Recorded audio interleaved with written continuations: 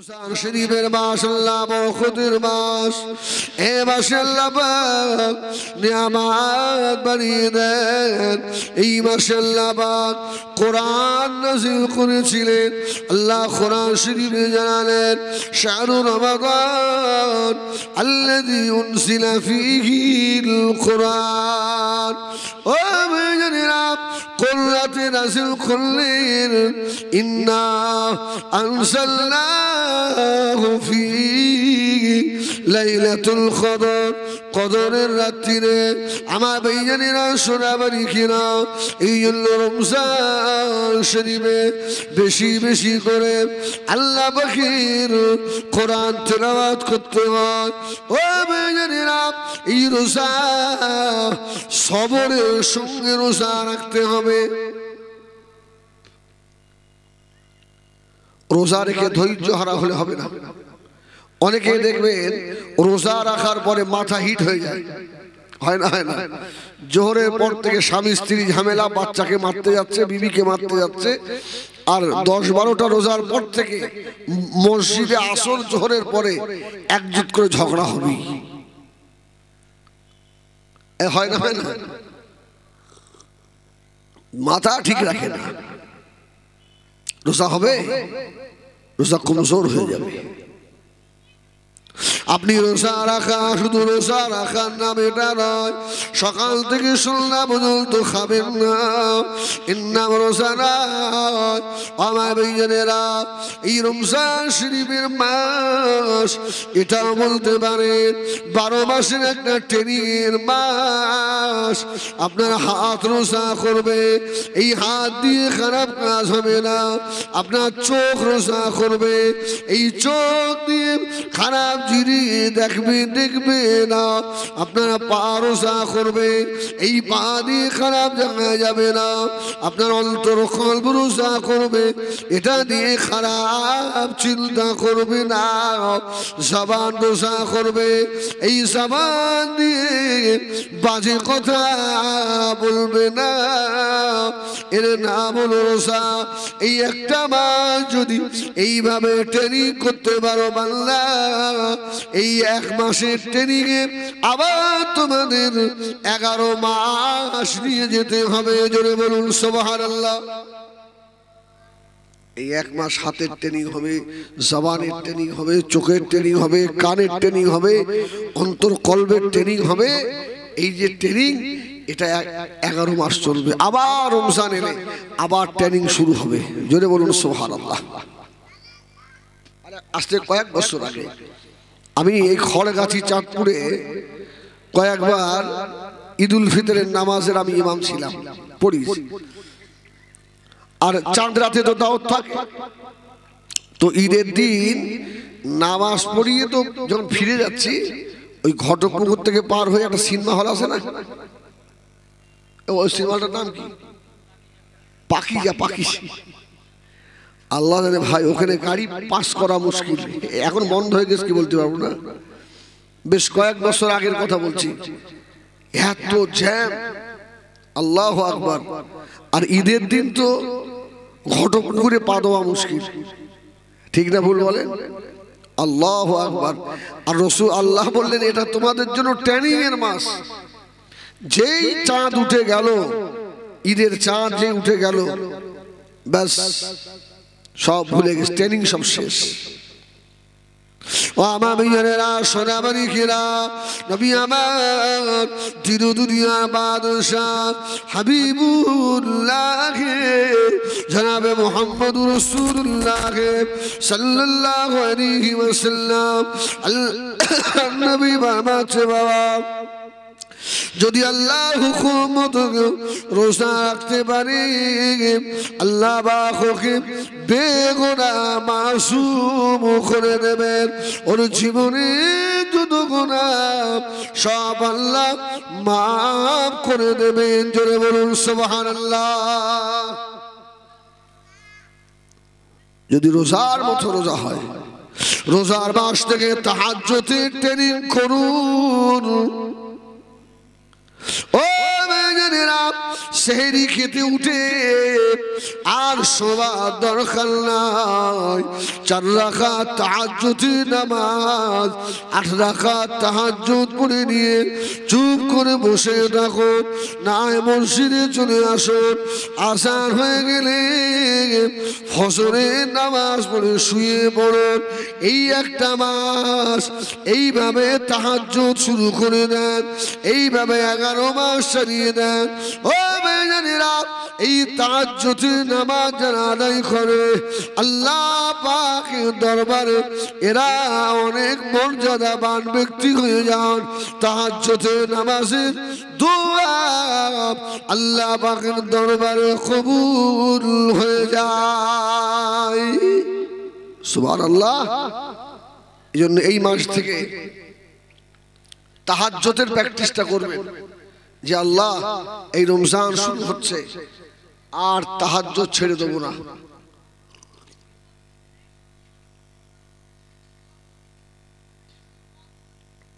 আমার ভাইয়েরা, সোনামানি খেলা, ও জানেরা, যুবকেরা, এই রমজান শরীফের মাসে নিজের আব্বা মা, জনম দুঃখিনী মা, জনম দাদা মামের জন্য আল্লাহ পাকের দরবারে দোয়া করবেন, আল্লাহ যেন ওদের কবরে আর আযাব না দেয়। বেশি বেশি কবর জিয়ারত করবেন বাবা। সোনামানি খেলা, এই কবর জিয়ারত করলে আল্লাহ নবী বারবাছেন জুরুল কুবুরা ফাইন্নাহু তুযাক্কিরুল মাউতা। বেশি বেশি কবর জিয়ারত করবে, কবর জিয়ারত করলে তোমাদের মৌতের কথাটা স্মরণ হবে। জোরে বলুন সুবহানাল্লাহ। এই জন্য বেশি বেশি মৌতের কথা স্মরণ করা। আমাদের মৃত্যুর কথা স্মরণ হয় ভাই। কয়েকটা জায়গায় দেখবেন মানুষ খুব তাড়াহুড়া করে।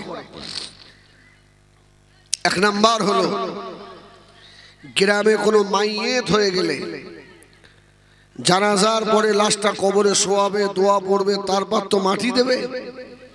দেখবেন এক শ্রেণীর মানুষের এই জায়গা সহ্য হয় না, তাড়াহুড়া করে না, তাড়াহুড়া করে। ডাক্তারখানায় গেলে ও 10 নম্বরে নাম, ও শুধু সরু লাইন বার করছে কখন 1 নম্বরে যাওয়া যায়।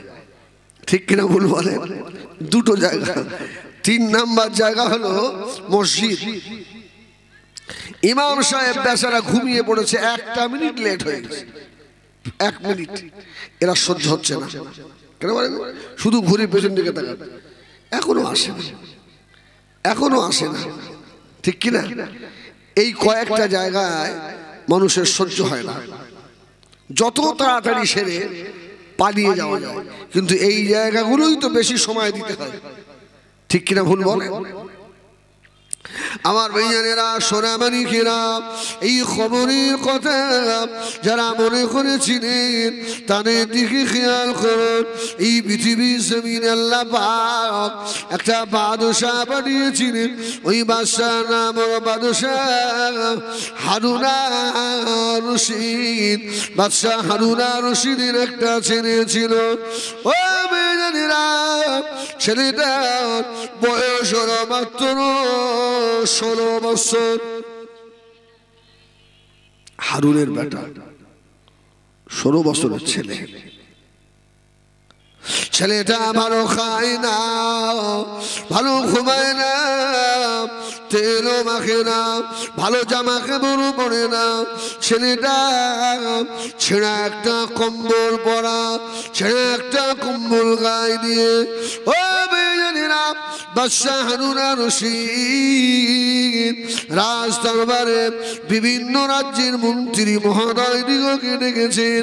রাজ দরবারে মিটিং হবে। বাদশাহ হারুনের বেটা ওই পাগল হালতে গিয়ে আর মিটিংয়ের সম্মুখে দাঁড়িয়ে পড়ল। অন্যান্য সব মন্ত্রীরা জিজ্ঞেস করছে, এই খোকা, তোর বাবার নাম কি, বাড়ি কোথায়? সেটা বললো, আমার আব্বা তো হারুন আর রশিদ। জোরে বলুন সুবহানাল্লাহ। বাদশার ছেলে এই অবস্থা। বাদশাকে ডেকে বললে এই ছেলেটাকে বার থেকে তাড়িয়ে দেন, বার করেন। হ্যাঁ, এই ছেলে রেখে আপনার ইজ্জতের ক্ষতি। বাদশার খুব খারাপ লেগে গেল। বাদশাহ হারুন আর রশিদ ছেলেকে ডাকলো, ও বাবা ছেলে এদিকে এসো বাবা, তোমার জন্য আমার ইজ্জতের ক্ষতি হয়, আর তোমাকে রাখবো না বাবা, আমার বাড়ি থেকে বার হয়ে চলে যাও।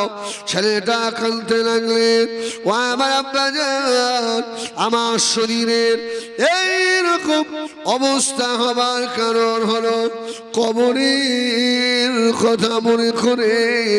আমার যখন কবরের কথা মনে হয়, দুনিয়া আমার ভালো লাগে না, জামা কাপড় ভালো লাগে না, ভালো খেতে ভালো লাগে না, সোনা দানা টাকা পয়সা হীরা মণি মুক্তা ভালো লাগে না।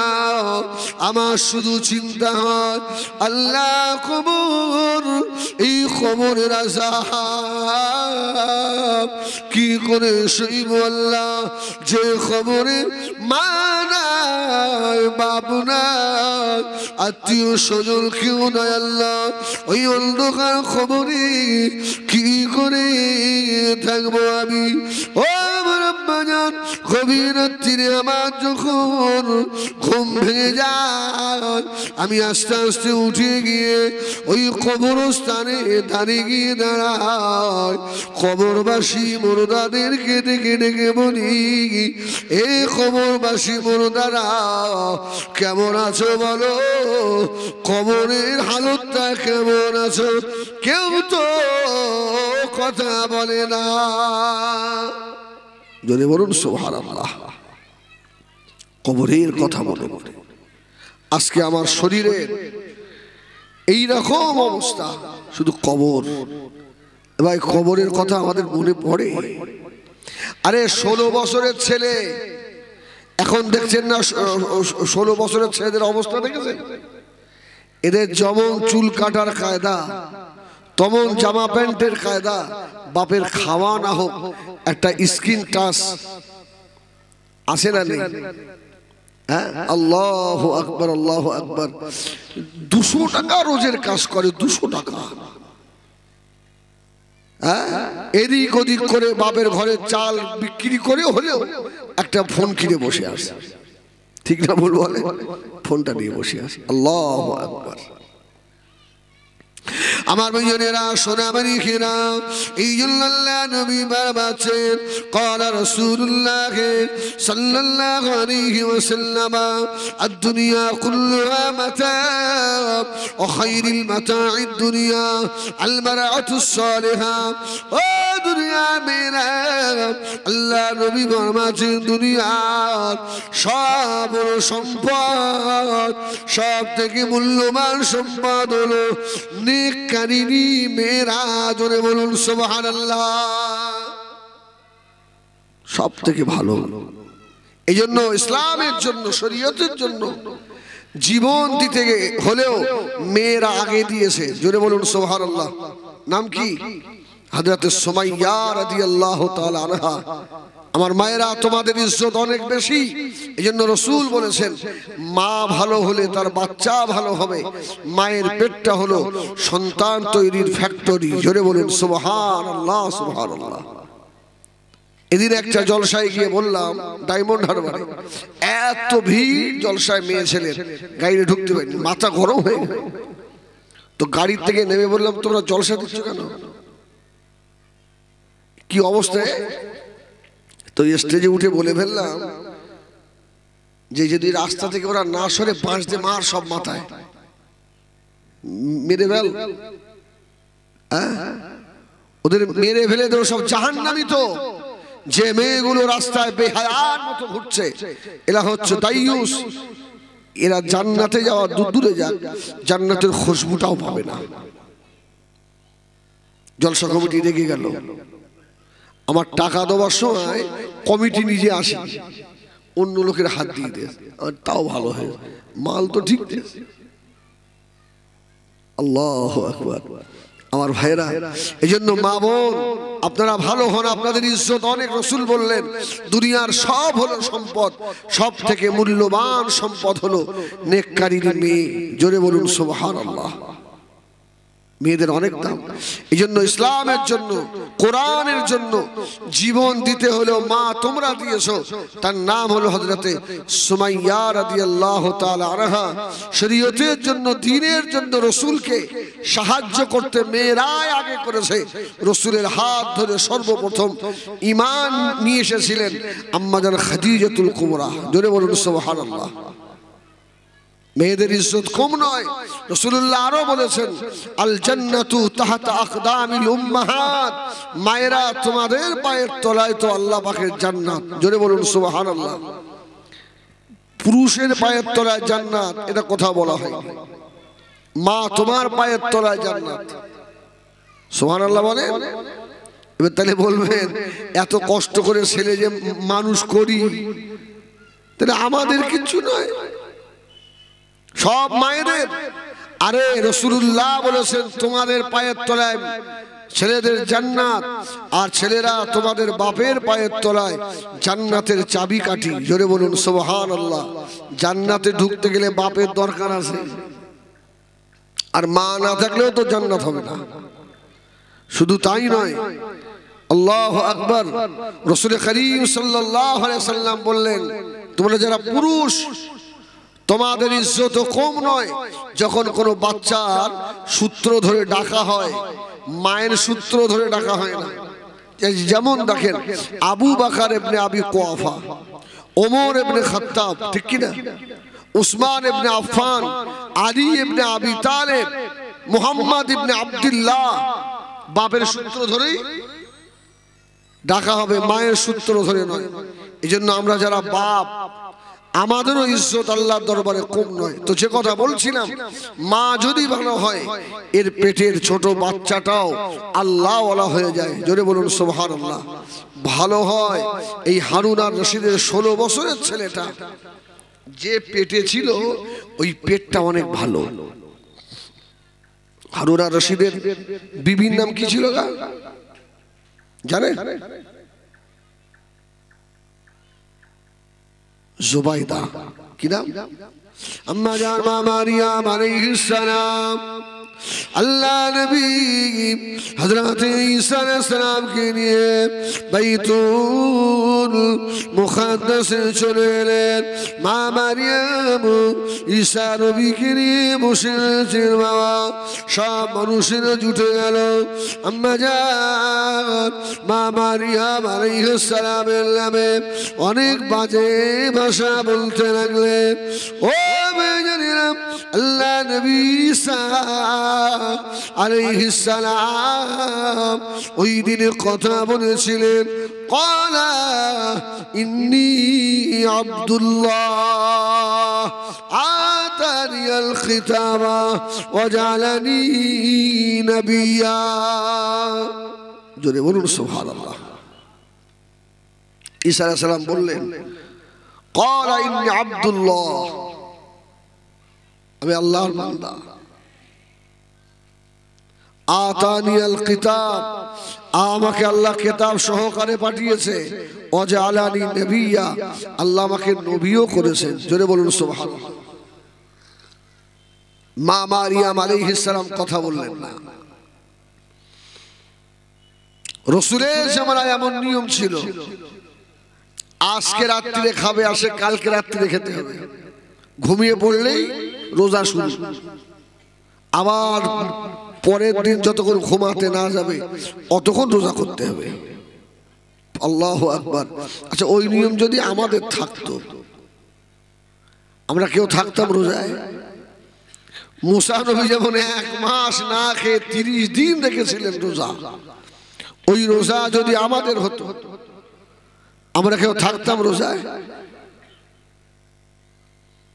আল্লাহ এত সুযোগ করে দিয়েছে আমার নবী পাকের খাতিরে, তাই রোজা রাখে না। রোজা আসার আগেই অনেক মানুষের পেটের গ্যাস শুরু হয়ে যায়, রোজা আসার আগেই অসুস্থ হয়ে যায়। আল্লাহু আকবার। আমার ভাইরা,